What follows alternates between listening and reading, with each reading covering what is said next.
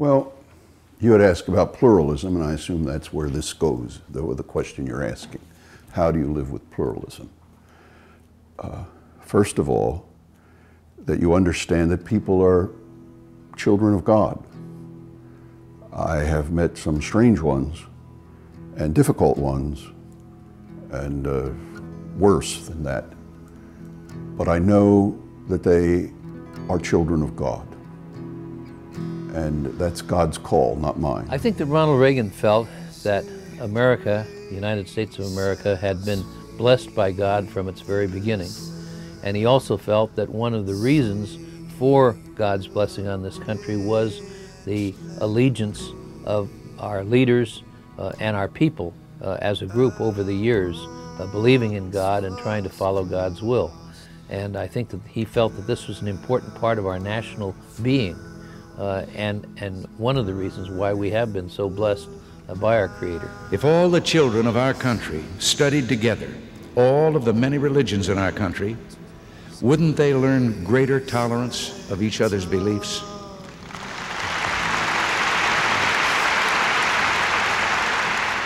If children prayed together, would they not understand what they have in common? And would this not indeed bring them closer? And is this not to be desired? And I think ultimately it's the sanctity of every human being. If you get the idea that every single human being, regardless of their religious affiliation, is infinitely valuable, is unique and will never come again, I think you begin to build a culture in which respect of the group, which is of course lots of individuals, can really be taught and fostered. Every living being has divinity. And if I were to bow my head down and fold my hands to greet you, that means I'm greeting the divinity in you. And that is the respect I have to give you. And that's what I have to teach my children and their children and so on. And I think if that mutual respect is taught, the principal code of conduct of acceptance, tolerance, and the good feeling towards all living beings, I think the world will be peaceful. Just as we understand our Christian beliefs that God has given man free will, so as a nation we give people the freedom to believe as their conscience guides them.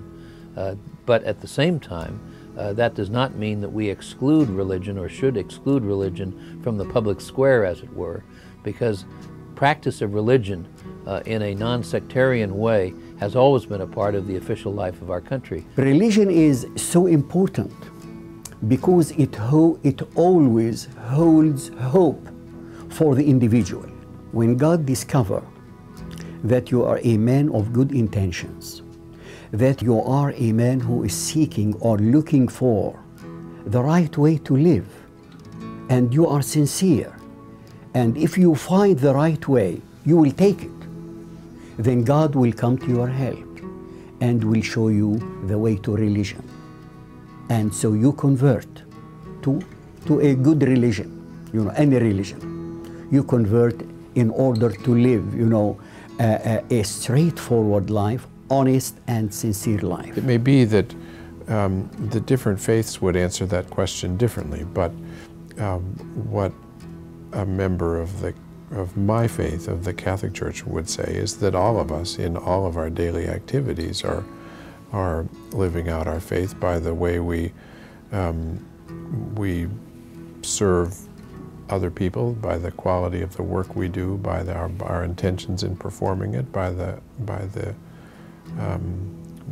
honesty with which we conduct our affairs. At the end of the day, we're all human beings. You can say what you want. You can say, oh, but he's an African-American human being, or he's a Caucasian human being, or he's a Muslim human being, a Christian human being. One word you can't take out of that is human. We're all human, and we all bleed red blood. We all hurt the same way. We all have feelings and emotions and all the various things that make us unique and make us who we are. I believe that faith and religion play a critical role in the political life of our nation and always have.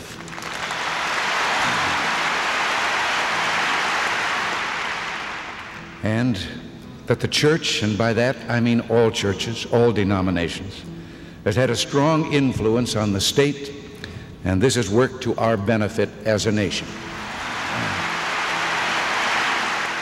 The role of a civil society and of a sound government is to keep the playing field as level as possible for everyone that's on it.